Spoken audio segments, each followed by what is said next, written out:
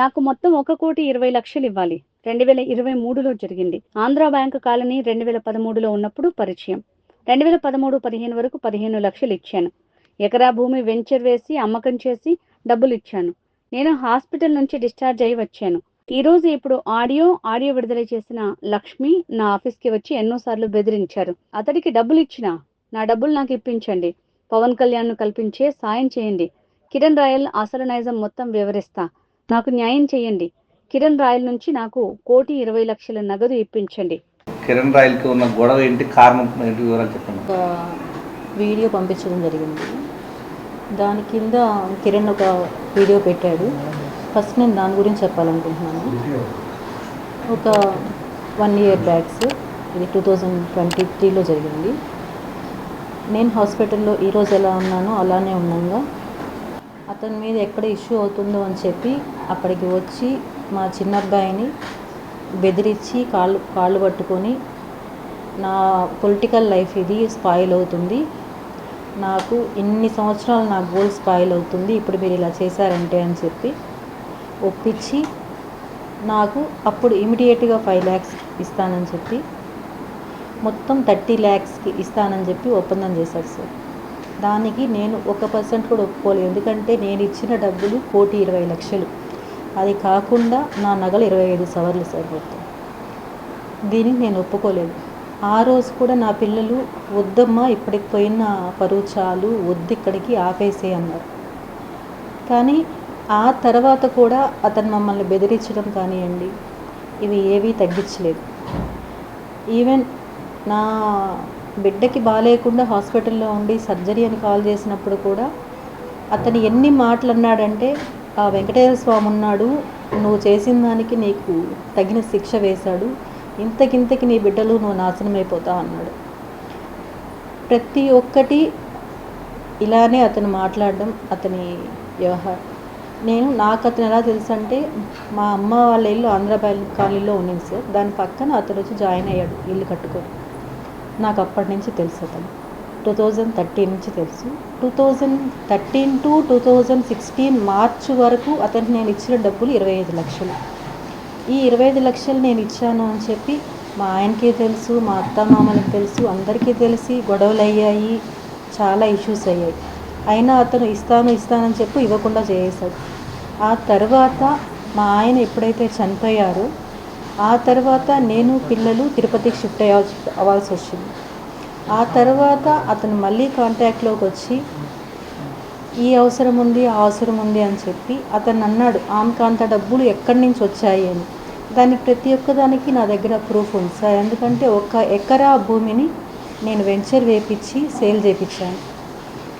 ఇందులో పిల్లలు నన్ను ఎన్నోసార్లు అబ్జెక్ట్ చేసినా కూడా ఎందుకమ్మా అమ్ముతున్నావు అంటే, ప్రతిదానికి నేను వాళ్ళకి ఏదో కారణాలు చెప్పుకుంటూ అమ్మి అతనికి ఇచ్చాను.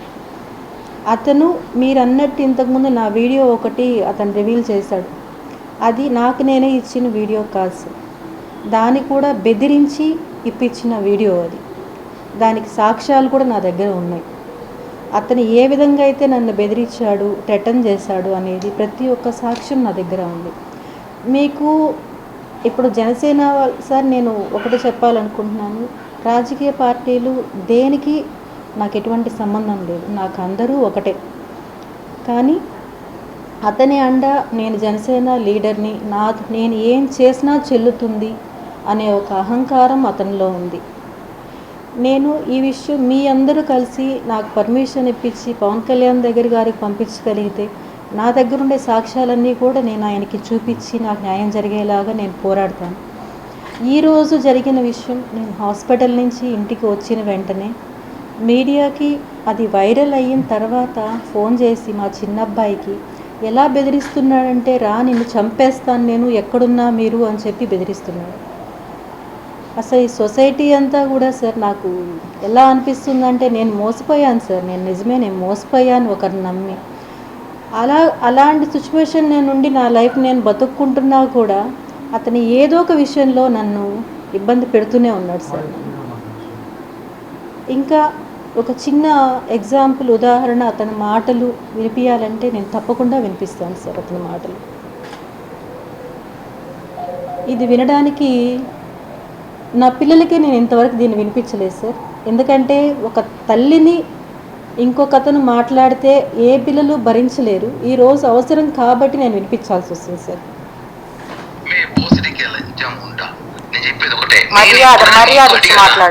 మర్యాద నీకే మర్యాద లేబర్ ముండా ఇంక నీ మర్యాద అయిపోయింది. వస్తున్నది రేపు వస్తున్నా అయిపోయింది నీకు మర్యాద చాలు.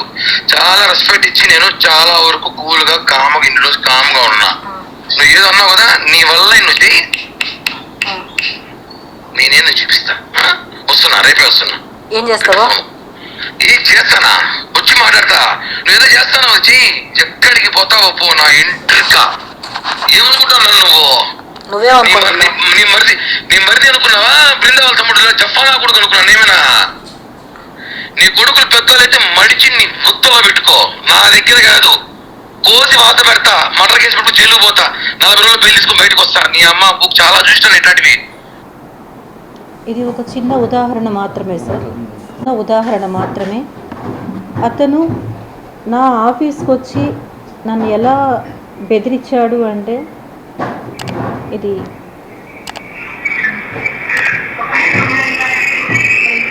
వాయిస్ అతను రావడం, వచ్చి బెదిరించడం,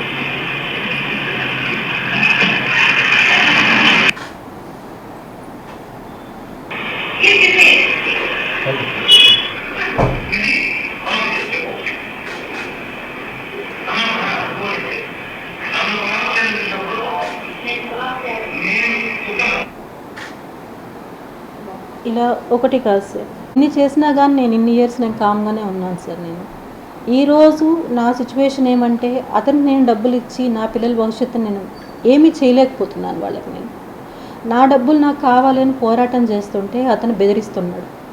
దయచేసి అందరూ నాకు సాయం ఉండి నా డబ్బులు నాకు వచ్చేలాగా చేయండి సార్. Thank you. ఒక మహిళను వేధిస్తూ ఉన్నాడు. తనకు ఇవ్వాల్సినటువంటి 1,20,00,000 రూపాయల నగదు. తిరుపతి నియోజకవర్గం జనసేన